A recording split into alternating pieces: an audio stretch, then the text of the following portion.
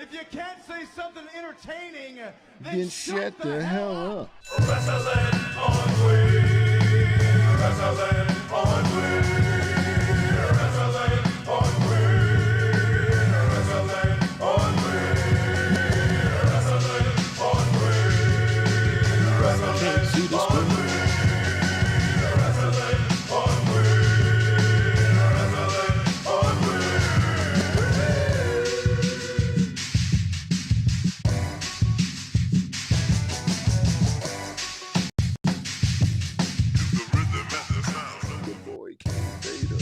What the fuck?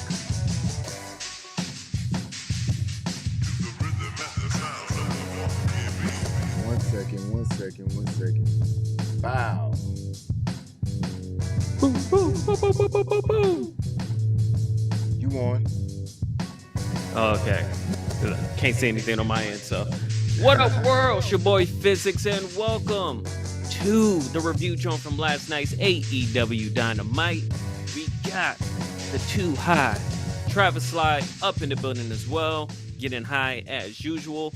I'm here to break down everything that happened last night, and we will talk in more depth when we get into those blunt ratings. So let's break down what happened last night. We had the show started off with a promo from the Elite, where at the press, Kenny Omega said he hasn't watched the match back, and people have been asking him when is he going to get his rematch against the current AEW champion Hangman Page. And that he also feels that he's a little disgusted. Not in Hangman he won, and he wishes him congratulations, but there are things he needs to change. And not here, he asked the Young Bucks to hold things down while he's gone. Adam Cole steps up because he feels he's talking to him. It's like, no, I'm not talking to you. I'm talking to the Bucks. They're going to hold the fort down while I'm not here. And Adam Cole's like, yeah, I'm good with that, which already plotting the seeds that Adam Cole is going to take over sometime in the near future. We cut to in the ring where the Dark Order are presenting, and John Cena proclaims it National Cowboy Shit Day as they are coming live from Norfolk, Virginia, the home state of the AEW World Champion Hangman Adam Page. He comes out with a Virginia is for Lover shirt on. He gets on the mic and said it's time to celebrate National Cowboy Shit Day, and he knows this championship means a lot and carries a lot of responsibility with it. And you know he's got the American Dragon, Bryan Danielson, next. And as soon as he says his name, the music hits and Bryan Danielson comes down. He grabs the mic, gets into the ring, and addresses Page directly. Says he came out to say one thing, congratulations, and he offers Page a handshake, which is reciprocated. He's not gonna lie, he's super excited for this AEW World Championship match, but to be fair, he's a little surprised and disappointed because he thought he was going to be facing Kenny Omega. Adam says he beat Omega's ass at Full Gear, and if he's not mistaken, he did it in less than 30 minutes, which Bryan Danielson didn't do at all. He says he didn't. Danielson says he didn't want to come out here and start anything, but to be fair, he's not going to be wrestling a guy dressed like a Ghostbuster. He's here to kick some ass. If you want to see some cowboy shit, apparently that doesn't mean wrestling because he's out here wrestling every week and Page is out here flapping his gums. When Danielson won the WWE Championship at WrestleMania, he wrestled the very next day, which got him some boos, and he says everybody in Virginia hates it because they are lazy and they don't like to work. Page says if he wants to wrestle for the title, he doesn't see any reason to wait. And the crowd is all in on the match happening tonight. Dragon says normally be up for it, but he's out here and ready to wrestle in his gear. And Page is in some horrible leather jacket.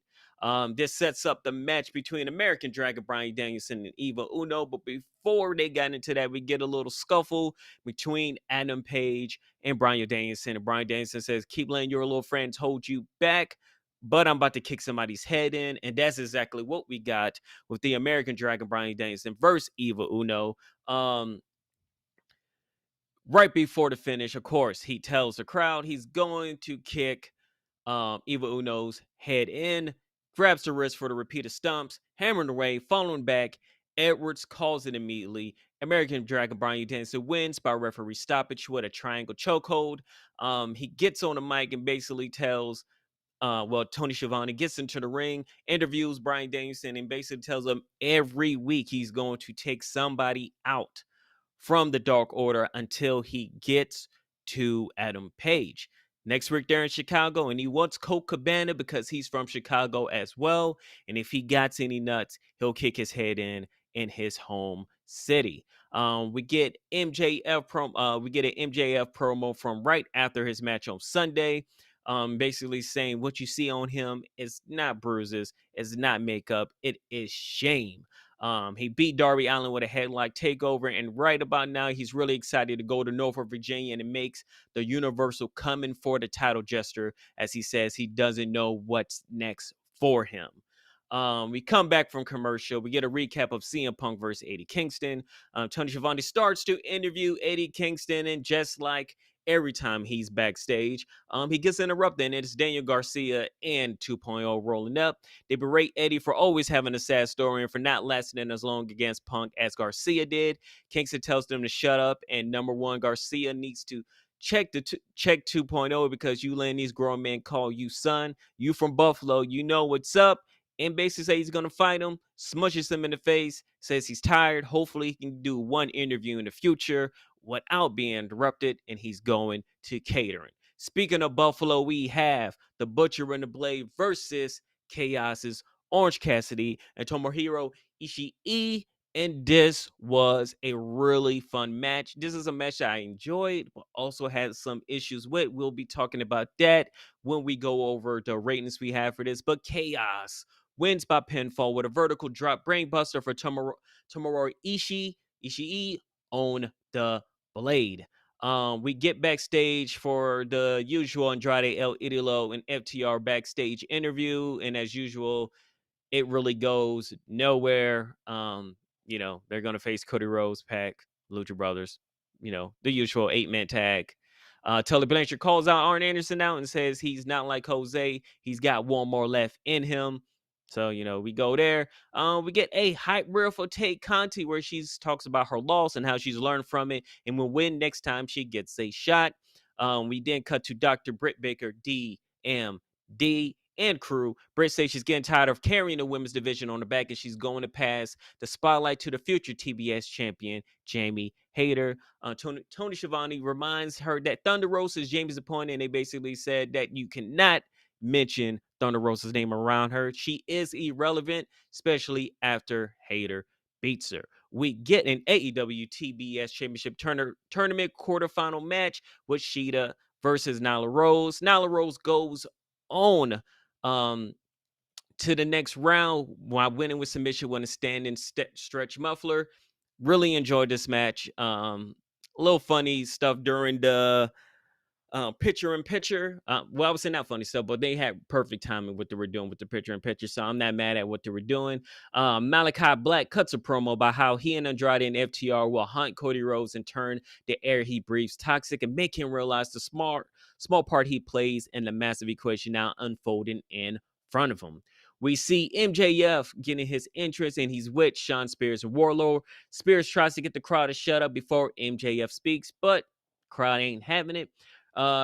MJF says, you're looking at the guy that checks all the boxes, and he is easily the most complete pro wrestler on the planet. He's the man who will start a bidding war in the year 2024, the past, the present, and the future of professional wrestling. And moreover, if he wanted to be, he could take your hometown horse and send him to the glue factory, taking shots at the AEW champion in Virginia. And nobody in the locker room is on his level. And as soon as he says that, it is CM Punk. He comes down, looks MJF in the face. MJ offers his hands, introduces himself, and Punk just smiles and leaves him hanging. Well, we see where this is going. We'll be talking about this as far as storytelling and where we could be going when we get to those blunt ratings. We have Darby Allin backstage. Allin says MJF didn't break him mentally and they'll wrestle again, and he's not taking any time off, and he's going to fight the biggest and the baddest. Well, saying biggest and the baddest means that the ass man himself, Billy Gunn with the Gun Club, roll up and accept the challenge. It tells Darby to say when. His sons mock Allin as they go to the break because someone likes cuddles. We get an Adam Cole and Young Bucks cutting a promo. It's the usual. They basically been going over this, and this is probably like the second time they're doing the cut. They call Christian Cage and Jurassic Express out for the worst nights of the life and inform us that the Young Bucks aren't clear to compete currently. And on Rampage this week, he'll team with Bobby Fish against Jurassic Express. Fish mocks the Jurassic Express, and the Bucks stop him short of saying that he is undisputed. We get one of my favorite matches of the night, which is Dante Martin and Lio Rush versus the Acclaimed. Man, just Lio Rush in the ring is just the quickness and just the athleticism of Dante Martin. Just fun overall. Dante Martin and Lio Rush win by pinfall with Dragon's Call from Rush on Anthony Bowens. Post-match, Team Taz come down. They congratulate on Dante on the team. And Taz offers condolences on the loss of his grandmother before pivoting to say their offer to Martin was just business, nothing personal, and they'll be patient. They waited very long for Will Hobbs, and today's the 1 year anniversary of him joining Team Taz, and they're willing to do the same for Dante. If Dante chooses Team Taz, it will be the start of a Hall of Fame worthy career, but the choice is his. We get a backstage of Christian Cage and Jurassic Express cutting a promo. Christian says they're proud of what they did, and you never bring a fish to a gunfight. Jungle Boy says you could put them through tables and hit them with chairs, but they're better now than they ever been, and they'll see them on Friday. We get confirmation of everything going down on Rampage this week. Gunn versus Allen, Jade Cargill versus Red Velvet in the TBS quarterfinal, and they also get a pretty good package with that. Come back for commercial. Lucha Brothers cut a promo. And of course, we get the translation. They tell FTR to stop crying, and they're pathetic for all the cheating and failing. Ray Phoenix in English says the Death Triangle and Cody Rhodes will have something special for them because they're the best four-man team in the universe. We get our first Jay Lethal promo. He says no one has ever stepped through the forbidden door and won the gold, but tonight he's going to do it. He warns Sammy to be ready for the toughest fight of his life. And we are here at the main event, the AEW TNT Championship, Jay Lethal versus Sammy Guevara. We start with a lot of back and forth. Jay Lethal with a toe. Guevara catches him, brainbuster on the floor, continuing to brawl. Sammy gets him on the timekeeper's table, goes up on top. Santana Tamakoba, Lethal rolled out of the way. Back in the ring, ducking and dodging. Super kick gets a chop block. Jay with an inverted suplex facebuster. Not a 3 count. Spinning Toho into a figure 4 leg lock. Did not get him the tap. Sammy desperately crawling, reaching. He gets to the ropes to force a break. Can't get up Jay for the backbreaker rack. A knee connects. Dragon suplex. He lands on his feet. Another knee knocks Lethal down. Off the ropes. A third knee. He's fired up. Argentine backbreaker rack into a GTH to retain the AEW TNT Championship. We get a post-match of the Inner Circle coming to the ring to celebrate with Sammy, and Guevara offers a hand to Lethal, and he shakes it. Now, you want to go into more depth? Let's break it down with those blunt ratings. Let's go, T-Rav. It's time for the Blunt Ratings. If this is your first time tuning in, this is how the Blunt Ratings work. We take each show and break them down into 5 That categories: was excellent. matches, promos and backstage segments, storytelling, commentary, and the crowd. For each category, each show can get up to 5 blunts. The average score of those 5 categories stands as the official Blunt Rating. Those are the rules. Now let's get right into tonight's edition of the Blunt Ratings. Also, It's on tour. We want the smoke. We want the smoke. Come on, Charlie. Oh, sorry. Hold on. Boom. Yeah, can you put T-Rav on the screen so I can see him? There you go. All right. You can see him, right? That should be good. No, I just still see you on yours.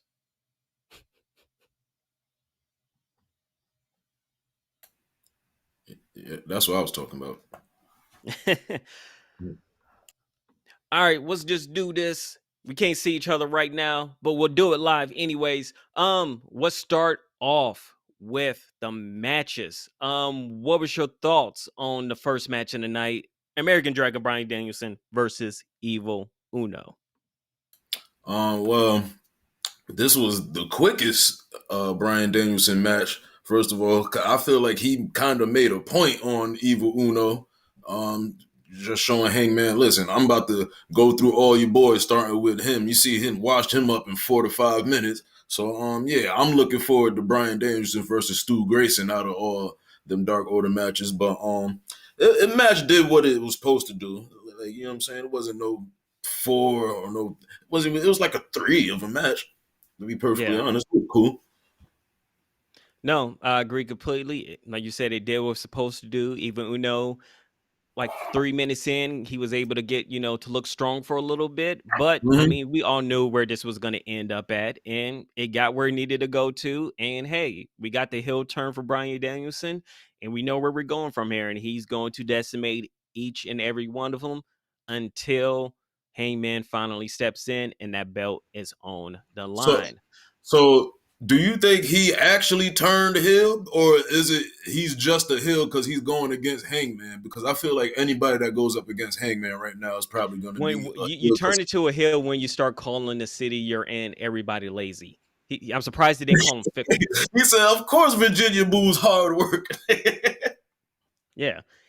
Like this is fickle Daniel Bryan. So like we're he's been like that the whole time he came to AEW. Yeah, so did I mean, he turn that's just heel, technically or is who he he just is. He's he technically like possibly always been heel. Right. That's true. That's true. Our next match, we went full New Japan Pro Wrestling. We had Chaos versus Butcher and the Blade. Your thoughts on this match? You know, any type of Forbidden Door being open, I fucks with it. My son Tomohiro Ishii, when he started no selling them elbows, I was like, yes, this is what I wanted to see when I seen you on that fucking flyer, bro. And yeah, it was cool. My son the Butcher was on tour with his band, and they said that once he heard Tomohiro Ishii's gonna be back in AEW, he stopped his tour just so he could be in the match. And then he just came to do this match real quick, and he's gonna be back on tour right after this. But it was cool. Like I'll give it a 3.5. And Tomohiro and Orange Cassidy together is kind of funny. I liked it. It was fun. Chaos is just a weird ass group. Period. Like that shit is just crazy. They got Okada, Ishii, and a bunch of weirdos, and I fuck with it. I would say my only issues with this match is there are 2 moments where I was like, that was really weird. There was the first kick out with Orange Cassidy, and it looked like he just stood up. Like, homie didn't kick out. He just stood up and didn't just go for the pin. And then the worst one is when they have the brass knuckles. They're outside the ring. They're Matt Hardy and the Blade. They're looking up at Orange Cassidy, and they're waiting for him to jump. And I was like, you had the brass knuckles in your hands. Just punch him in the face while he's on his way down. You did not need to catch him. Like, it just took so long that, like, as much as there was enjoyable stuff I liked in the match, I was like, that was just so poorly done. But a lot of the times, the whole waiting outside for somebody to jump off the top rope is really poorly done when it comes to that, to that. But it's like all you had the brass knuckles in your hands. You see him jumping, you're holding on to Matt Hardy, just punch him in the face, and then roll him in. 1, 2, 3, we move on. I feel like when there's times like that and like a person takes too long, you just got to go, you know what? I effed up. Let me go take this L so we can keep a little bit of realism. But the crowd loved it. Like I said, there were fun parts of the match. It just those two parts kind of took me out of it. As far as that goes, Sheeta versus Nyla Rose. Now, the one thing that was mentioned earlier, it was like as soon as they came back from picture in picture, out of nowhere, Serena D with the chop block. Rolled her in the ring and the match was over. It was like, okay, so like half of the match was during the commercial break, and like I mean, we got some of the exciting parts, especially the bump that Nyla Rose took off the apron into the chair. But it was like half the match was during the picture in picture. I hate the picture in picture, but I did think the match was dope. And it's like Serena D was watching that clock. As soon as she knew it was back for commercial, she was like, "Oh, it's my time now. I want everybody to see it. I ain't gonna do this during the picture in picture. I want everybody to see this." That shit was funny, and like that was a great interference. I'm not gonna Yeah. lie, but yeah, we was pretty much expecting all this shit to happen though. But it was executed well, in my opinion. I think it was like a good 3.5 at the most. I agree with that. My favorite match in the night, Dante Martin and Leo Rush versus the Acclaim. And it's not even the Acclaim that I like. It's just Dante Martin and Leo Rush are just that damn good. I just So love watching Leo's. It's like with Dante Martin's athleticism and Leo Rush's quickness of the stuff he can do. It's just beauty to it's see. Like we need to get to Dante Martin and Leo versus the Lucha Brothers. We just need to get there. bro, Like now. I need to see Ray Phoenix and Dante Martin in the ring at the same. I need to see Leo Rush and Ray Phoenix at the same. Just any combination of that is gonna be crazy. And I was thinking the whole story with Dante and his brother, I was thinking how it might be a feud when he comes back, but now I just want to see all three of them together as a trio. Like I don't want to see them leave Leo Rush, but even though that's probably not real Leo Rush's gimmick, he's probably gonna leave them eventually for somebody else. But it is. Oh man, like Darius to come back, he's jealous of his brother getting all the spotlight. He wants to show, and not on some like feud shit. He wants to have a match with his brother just to show him the skills, and they shake hands afterwards. That like just to show that he got skills too. And then he joins him and Leo. That should be fucking fire. No, I agree with it. But this all just needs to lead to Leo Rush, Dante Martin versus Lucha Brothers, and we just go from there. Yes, Like absolutely. that, it's the only thing we need. Also, And speaking of a that, let's Latin your thoughts on the bars the before the bar. match. What he say? Wait, give me the bars again. I don't remember what he said last. What was it? Damage you, Leo Rush. You're better off as a manager. I know one of the bars was about Virginia because all of y'all are virgins, which that was really weak. Oh, He wasn't trying on I that. Leo was like, I got 3 kids. What is he talking about? Like, Yeah. I thought the bars was okay. I always think his bars okay, and then like at the least, like he and sometimes he'll have his he ain't had no haymaker tonight, but it Yeah. was cool. And let's get to the main event: Jay Lethal versus Sammy Guevara. This is it was kind of reminding me of the Eva Uno versus Bryan Danielson match because I was like, I feel like we already got the conclusion of what this match is going to be. This match, there was just no way Jay Lethal was going to win. Even if I wanted to, but I was like, once you place him in a championship match the first time he's there, it's just like, are you really going to put the belt on somebody as soon as they get there? And I was like, that's not an AEW thing. I mean, most brands don't really do that unless you're already a major attraction and they're already going to be using you for a big name, which makes me wonder. Like, I enjoyed the match. The match was good. I loved the beginning of the match. I will say this. with how beat up Sammy was supposed to be, and the fact that they had to stop the match for a bit, but he still was able to just whoop up on Jay Lethal, kind of makes me wonder at the end. It's like, where do we go with Jay Lethal after this? Yeah, Other than, are we just how does that make Jay I look get we after have that? a ton of great matches. We have, Jay Lethal versus CM Punk, Jay Lethal versus Brian. We have a bunch of matches that we can have Jay Lethal in, but it's like, where do you go with Jay Lethal after this? Is he a future champion of anything? I don't know. Like, it's kind of weird that they put him in this position, and now it's like, I don't know where you go next with Jay Lethal, because He like, needs to find a tag team partner, because that's that's pretty much all I can see him being the champ. Not even the TNT champ. I can see him getting, like, he better get like Lee Moriarty. No, Lee Moriarty's already with fucking. He got to find somebody. One of them, whatchamacallit, the dudes from Ring of Honor will come over, and maybe Jonathan Gresham. well, I got something about Jonathan Gresham later on, so he might not be coming over. Oh man, okay. And Yeah, so everybody stay for the news. But yeah, I don't know what's next for Jay Lethal. also, It feels like they put him in a weird spot, and since most AEW contracts are like 3 years, that there's no telling what's going next with him. But I would say overall, with every match tonight, where do you see that? I'm leaning more towards like 3.5s with the matches overall.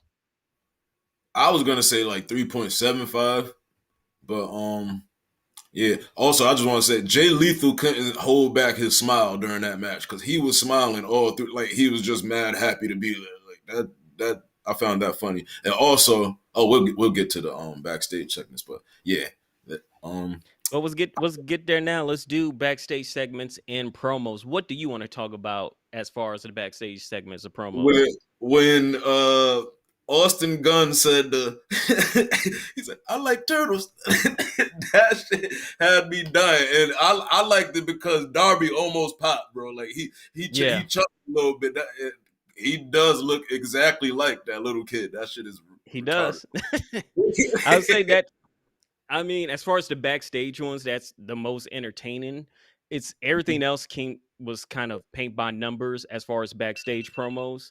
Um, I I like like it. the promo of Bryan Danielson and Adam Page. That was nice. Okay. What else did I really Adam like? Cole and Kenny. That was funny as well, because like it's everything is setting it up towards Undisputed Era seems to be making their way to AEW, Yes, give it and to we're me. gonna have the Elite versus the UE or whatever name they're going to be when they are there. Yeah, bro, give it to me, bro. Kyle, his contract is up in December next month. I believe so. Right? Yeah, man. Come on down. And I mean, we don't have to get there that long. They just take over, and the Elite turn into the Elite, and Mhm. because Kenny's gonna be away for a while. We'll be talking about that later, but yeah, Yeah. he'll be away for a while. But I mean, but then of course the Lucha Bros, their promos, they're meh. I thought their promo was pretty alright actually tonight. It's the same thing to me every time. Nobody. You know what I'm saying? I feel you. I feel you. What's Hey in man, that? Girl says CM Punk promo was fire. CM Punk did do a promo. I guess that's what he meant. But yeah, MJF promo after his match of Full Gear was pretty fucking dope. Yeah. Yeah. Adam Cole and Bobby Fish had another one later on that night. Basically saying, they're about to whoop up on Christian and Jurassic Express, and of course he's about to do the Undisputed Era hand sign, and the Bucks stop him from doing it, saying you can't do that here. So That was funny. Yeah. Overall, I'll say like a 3.5. No, I agree with that. 3.5 for that. Storytelling. So, I mean, we got the storytelling of what Brian Danielson is going to be doing from now on, which him going against the rest of the Dark Order. Um, we didn't talk about this promo, but the whole Tay Conti promo, which it was like, I lost, but I learned so much, and I'm going to beat you next time. I was like, really? Really? I don't know where Tay Conti is going to go from here on out. Because once you lose, you kind of just stay away from the picture of who's a champion. That seems to be the concept of what's going on with Britt Baker. Um, Storyline between CM Punk versus MJF. Like, do you see MJF being the first one to give CM Punk his first L? I can see it. I can see it. I feel like, oh man, this whole shit is crazy because this whole shit is crazy because I feel like CM Punk likes MJF. Oh, hell no! Like pause first of all, but second of all, yeah, I feel like he wants to kind of not be a mentor, but I guess so, yeah, but be a mentor to CM to MJF. So they both are pretty much the same on some G shit. Like MJF knows this dude is an asshole in the like core of his heart. Like, so I could see them like doing some shit together after like they probably have a scuffle, and MJF will probably give him that first loss. And after that first loss, CM Punk will probably respect him, and yeah, go on from there. Oh, hell no! Yeah.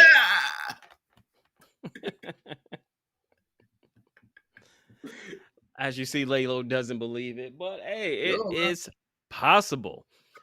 um, Look, what else we had here with the storytelling? I mean, that's pretty much it. Like I said, we don't know what the storytelling is going to be for Jay Lethal. I don't even know who's really up next for Sammy. Because Jay Lethal was Sammy, able to just skip everybody because rankings don't really matter anymore. So because it was the open challenge. yeah, The TNT but title. but Motherfuckers like that's the Ricky thing. Starks. But that's the thing. Rankings really don't matter when you could just open challenge or beat somebody's ass and then make them fight you. Like You just skip the line if you feel like it. the open challenge is mainly for outside talent, I believe, because like you have a couple of AEW open challenges, but most of them be like Ricky Stark, like coming from NWA, or Kingston coming from NWA. Fucking who else? Motherfuckers from New Japan. You know that type of shit. But yeah, rankings don't matter. Yeah. And it's funny because it was like I was pretty sure I saw Jay Lethal is all elite, that he did a deal and he's talking about the Forbidden Door. And I'm like, but you're technically signed with AEW, so you're no longer part of the Forbidden Door. Right. Like once you sign, you're now with AEW. What did, So what did like he that call it? What did he whole call it again? promo was What did he call it again? the Forbidden Door. Nope. That's not what he called it.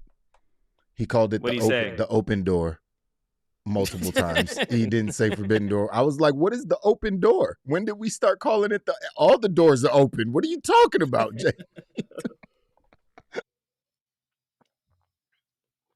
But yeah, it's like you're signed. So like you say, rankings really don't matter because technically It don't that wouldn't matter be until the it case. does. Yeah. And then they want to mention it. But as far as the storytelling and everything that was shown, what would you give it? Like I said, I like where Adam Cole and Kenny, the whole elite shit is going. So, fucking Hangman, man, Brian Daniels. I'll say a 3.5. I agree with you on that. The crowd, they were on fire as usual. The kicking the fucking head in thing was going on. So yeah, it's pretty much a given. So let's get to commentary. Any highlights for you? Not for me. This is from Full Gear, but when Jim Ross called them the four pillows of AEW, I lost it. Man. I was really in here crying, but shout out to JR, man. Hope he get better soon. But what stood out? Always Tony Schiavone getting mad whenever he hear MJF or Adam Cole's name is fucking hilarious. Excalibur's always good. Jim Ross. What Jim Ross said anything crazy tonight? Not that I can remember. Yeah, nah, he ain't say nothing. It was just pretty. Everything felt competent tonight. There was Yeah, it nothing was pretty really standard night. crazy that like I can remember or that was like memorable. Yeah, So nobody. like There was no guests on commentary, so yeah, it was a pretty it standard was kind night. of it was a 3 to me. Yeah, I agree. Yep. And with that gives a 3.725 when it comes to the blunt ratings for last night's AEW Dynamite. Almost a 4, but not quite. I'm pretty sure they probably would have got there just if we had. I just feel like if that like I said, the Jay Lethal versus Sammy match was cool. But it wasn't on time. Also, I like the fact that right before when Sammy gave his hand, you see Jay Lethal look around like, all right, all of y'all are in this ring together. I can't just dish you. I'm gonna get my ass whooped. So let me just go ahead and shake your hand. Because he looked at all of them before he shook his, his hand. It was like, yeah, you might want to shake it. But decent match. Thank you, Trav, for joining me. Every Thursday, we are always here giving you the blunt ratings and the reviews for everything that happened this week. And next up, in the next 4 minutes to 20 seconds, stay right here for me and Laylo to break down the news of what's happened over the last few days. Thanks for watching another WoW Review Joint.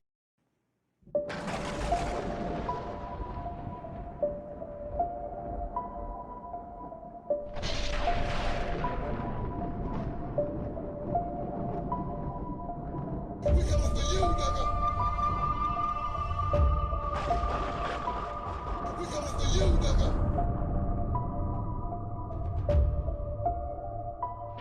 We coming for you, nigga.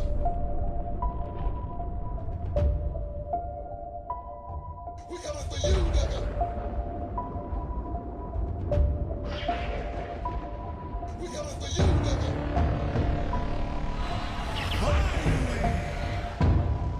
We coming for you, nigga. We coming for you, nigga. Really? We coming for you, nigga. Really? We coming for you, nigga. Really? We coming for you, nigga. Really? This is my yard now. It doesn't matter what your name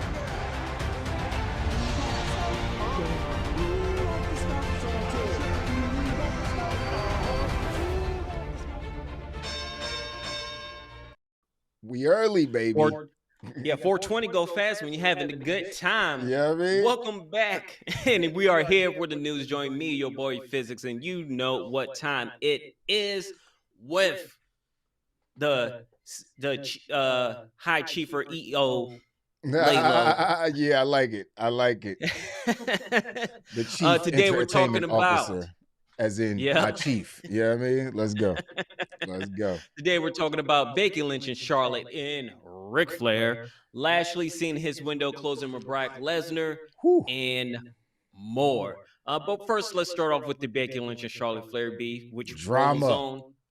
Starting on Monday, Ric Yes. Flair took to his Twitter to say this. He says, I think I'm going to have to make the trip personally to see you beat the piss out of Miss Charlotte, out of Becky Lynch. I don't think so, sister. The man, big time Bex, or whatever you call yourself, there's not enough choreography in the business to save you, Becky Lynch. On Breaking Tuesday, kayfabe out here? What's going Yeah. on? on Tuesday, Charlotte Flair was the one in the headlines last night for her interview with BT Sports. Now, her opponent for Survivor Series Raw Women's Champion Becky Lynch has responded. Charlotte Flair claimed last night that her always being a champion or being labeled as difficult wouldn't be a thing if she was a man. This is something Becky Lynch took exception to and responded to the interview on social media, tweeting out, "No one on our roster acts like this, man or woman. Gender ain't the issue here." The Raw Women's Champion Becky Lynch talked with Ariel Helwani on the MMA Hour yesterday. Helwani asked if Lynch was worried the Queen was going to try something on Sunday, and she responded, "Well, that's what her dad said she would do." So, look, I saw the tweet, the one that you're referring to, the one that I'm kind of referring to, and I looked at it, and I wrote out a response that would have been quite biting, and I deleted it and I let it go because I think it's really sad. I want to Because see this it. is a legend at one point who's now this legend, 16-time world champion Ric Flair is now jealous of me. And that's cool. It's cool for me. And is now trying to use me to get clout, to promote whatever he was going on next because he's dug himself into a hole with other things. Whew. So I kind of just was like, let him. Because it's kind of sad, he's kind of sad. Whew. Ric Flair tweeted a response along with screenshots of a website article with the above Lynch quote and another from last year saying he sold the trademark rights to the man to WWE.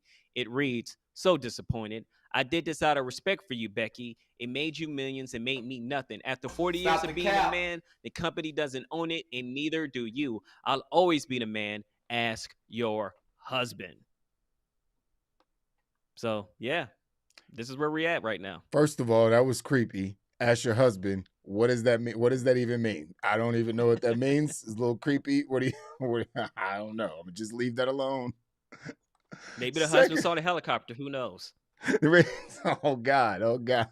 We already know. Ric Flair is a weird motherfucker. He has no problem swinging his penis around guys. So, it is what it is.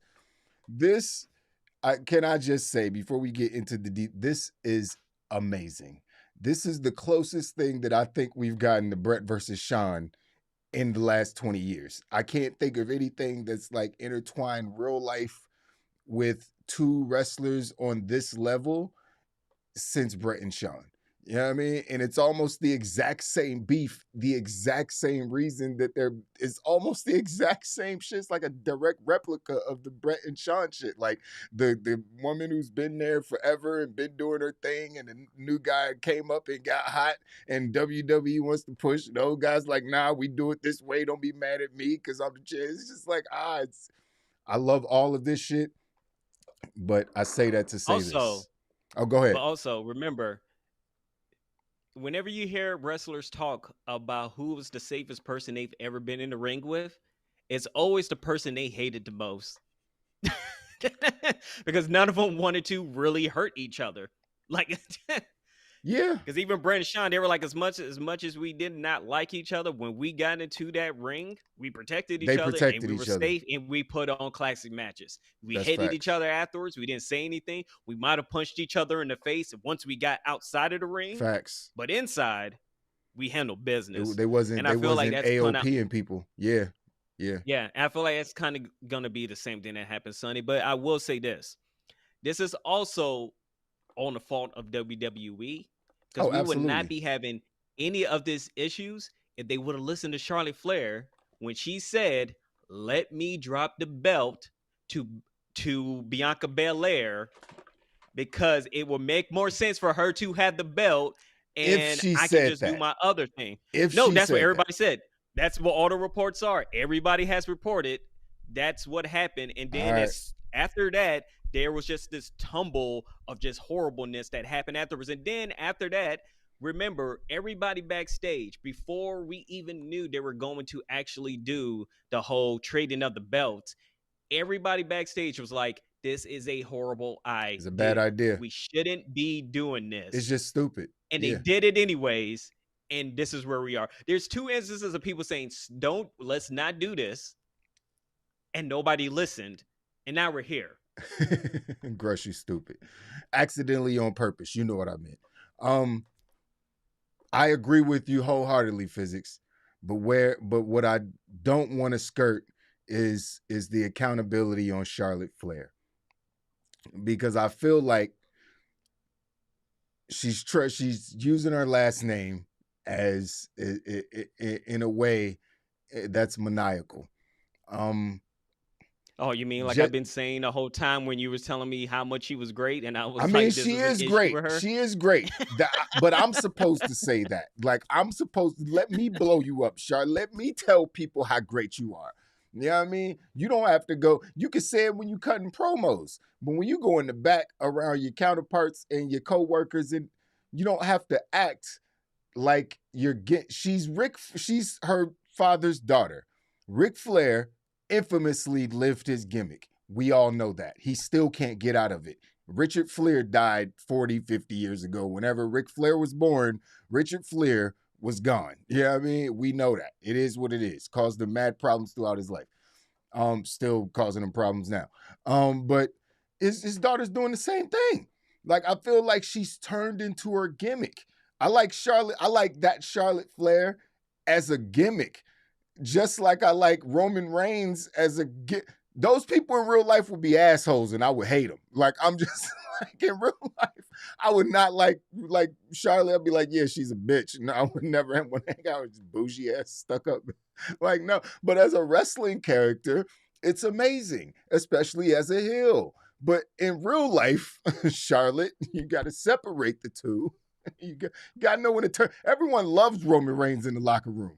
He's nothing like his character. Nothing like his character. He's had issues with a couple people, Enzo, but all those people probably deserved it. Little douchey motherfuckers that probably deserved it. You know what I mean? But Roman Reigns is beloved by everybody in the locker room. Charlotte Flair wants to be beloved and wants to be the leader, but you can't be the leader by burying other people when they get an opportunity, regardless of how they got the opportunity. Becky Lynch made herself hot.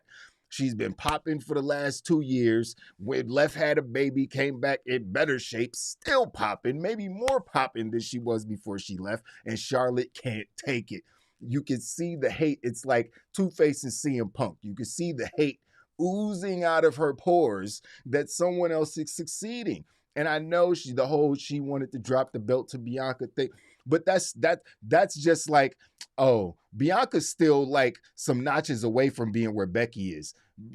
Charlotte isn't really worried about Becky. She was best friends with Becky. She ain't really worried about Bianca. She was doing the T shit with Becky. So Becky blowing up and passing Charlotte, it hit Charlotte a whole different way than Bianca doing it. Like, trust me, it's a whole different thing. Like, Charlotte looked at Becky like her little minion. She ain't never had an opportunity to look at Bianca like that. She used to look at Becky like her little counterpart that will never pass her up. And Becky said, see you, bitch. You know what I mean? You can have all the title range you want, but I'm going to be the hottest around. You know what I mean? And Charlotte can't take that shit. And you could tell, it's like the definition of a hater. You know what I mean? And you can't be a hater and a dick. Like, you can't, it's like you can't be mean and like be an obvious jealous person. It's just, it's weird. I don't like it. I am a massive, massive fan of Charlotte and her in-ring ability. I love her character. I love her as a heel. She's one of the best ever. But she's becoming a mark. This is what it feels like. Like, she's becoming a it's like, this ain't real, right? I'll like, say this. I feel like 90% of this whole thing is a work. And I think they know 90%. I think they're all in on it. I think after the issues and everything they had and how much it blew up outside of them, and they have turned into the biggest thing going into Survivor Series, especially between Becky Lynch and Charlotte, especially Becky. Becky's really good at selling shit. She's like one this. of the best. This is how she got to where she is on Twitter. Like she took her getting her nose broken and took herself to another level. Facts. There's no man if the Nia Jax thing didn't happen. But she took that thing to a whole new level. She was close. And I feel like she was saw close this before the Nia Jax thing. She was close, but that turned her into the bad 100%, to the bad 100% of her doing this in front of the crowd. And it just because now she's on shirts and like now she's getting locked up. Like they turned her in, like she turned herself into her own thing. So like I feel like this is a work. And I'm gonna be interested to see what happened this week and who's gonna take the pin, because that's gonna pretty much tell where we're going. Man, listen, if Becky don't win this match, listen, that's gonna tell me a lot about what's going on backstage. If Charlotte, I feel like the only reason, hold on, physics. The only reason I say Bianca Belair. You said what? What's up? No, I I was was about to saying the say only I reason feel I like don't Bianca think it was Belair a is going to work turn. is because Andrade was like, "Fuck you, WWE" on Twitter and all that shit. I'm like, Andrade ain't helping with the storylines, so I'm like, He's not, but that's what I'm saying. You take that stuff and then you and bring you it work in. it all into Like, what's. I mean, yeah, it could be just a perfect storm of events that gives them a main event story because it's definitely the main event. Yeah, I mean, Big E and Roman, there's no story there really. We just want to see the match. Becky and Charlotte is the main event. They should be anyway, and it's the match everybody is anticipating because it's got the best build behind it, and it just feels real. And I just like I'm on Becky's side. Like Charlotte yeah. came out and tried to blame men for her being like John Cena got booed for a decade by grown ass men. What is Charlotte talking about? Like what? What is she talking? John Cena literally made a career. The whole second half of his career, he made it off of getting booed by the same people who were tired of his ass, just like they tired of Charlotte. But it's the men that are the problem. They're the reason everyone's looking at Becky's like, no, bitch, no, it's not the men. You're just an asshole. No, what she's saying, it was not the men's problem. She's saying that because of where I am, is it an issue because I'm a woman and because but this is the thing with any of She's wrong though. WWE or any wrestling at all, you're put in that place. Exactly. And you really like you're put in that place. And if they believe in you, you're gonna constantly get put in that place. And that's why she's always been And it's put not in her that fault place. that she's always They got the love her. belt. They feel like yeah. She sells, and when you sell and you make a ton of money, you're going to be at the top no matter what. That's why That's John it. Cena could never escape being at the top because he kept making money. That's That's it. just the thing with Charlotte. She kept making money. It's why, even though Bianca was selling well, Becky sells more. So we are going to put the belt on her. But this is why, like I said, I wouldn't be surprised if we get a Bianca heel turn and she helps out Charlotte Flair and Becky Lynch loses. Especially with all the Ooh, times that that's what Becky you Lynch was. has cheated Ooh. to win. Oh, that's spicy. Oh, that's spicy. But let's get to Bianca. our last news story before we get to Yeah, let's get up out of here. our quick hits. Yeah, Bobby Lashley admits the clock is running out on his dream match with Brock Lesnar, Yeah. and he blames Lesnar's camp. Yep. In an interview with Our Hearst Radio's Josh Martinez, Lashley made it clear that he's ready to go for the long anticipated dream match against Brock Lesnar. He says, "I've always prepared. I'm in my final run. I think I have a few years left, but I'm open for anything. I mean, I train. I'm always in shape. I'm always ready to go. So it's never something where you have to call me up and then you got to wait months or weeks or anything like that. I'm ready to go right now." So why hasn't the match happened? Well, he says, I think it's because the people around him don't want to make it happen. If you remember, there was speculation that this could have happened this summer, but they were booking Lesnar against Roman Reigns, and they didn't want to have Bobby Lashley beat Brock Lesnar before he got to Roman Reigns. So that's where we are right now, but it's one of those things where this should have happened years ago, and I'm at the point where I don't think it's going to happen at all. It should have happened soon as Bobby Lashley came back. When he came back, that should have been the first feud. Bobby Lashley, they had him with sisters, like fake men dressed up as his sister, like the Sami Zayn. Like they wasted a whole year and a half with Bobby Lashley. That's what they should have been. That's when they should have been doing the Brock Lesnar thing. He was just spinning his wheels. Half the time he wasn't even there, and the other half of the time he was just feuding with Roman Reigns. I think around that time, like you said. But yeah, they should have been done it, and it's unfortunate. And it could be that Brock Lesnar's camp is just like we don't really have a story to tell, so we don't know what to do. I think it's definitely Brock because obviously Lashley has been begging for this match since he got back, so it's not on Bobby Lashley. Yeah, it's I don't know why it hasn't it's happened. Bellator versus UFC. Yeah. I mean, you have two dudes that are legit fighters that right started there. off as wrestlers. Like they're the two most monstrous looking dudes in the company. Like it's an obvious match. You talk about you like big guys and you want dudes that look like main event. Why wouldn't you have this match? Nobody's gonna look weak in this match. Like it's just I don't know physics. I don't know why it's gonna happen. Why it's not happening. I'm almost over it at this point. As much as I've wanted to see it, I'm almost over it. So it is what it is. Oh, I think we lost physics. Oh, well, It's all good. That was our last story anyway. I don't know what happened right there. I think he just got disconnected. But yeah, guys, that's it for today. Appreciate you guys coming through as always. We'll be back. What's today? Thursday.